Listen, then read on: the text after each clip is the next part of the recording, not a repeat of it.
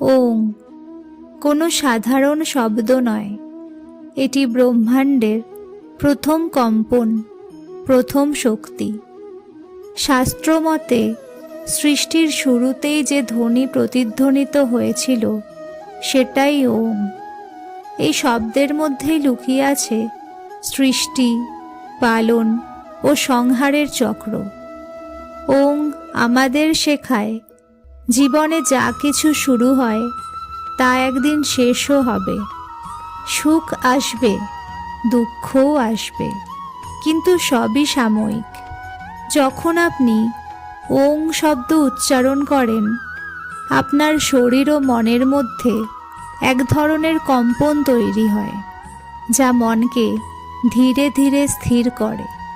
নমঃ মানে শুধু প্রণাম নয়, এটি হলো নিজের অহংকারকে ভেঙে ফেলা।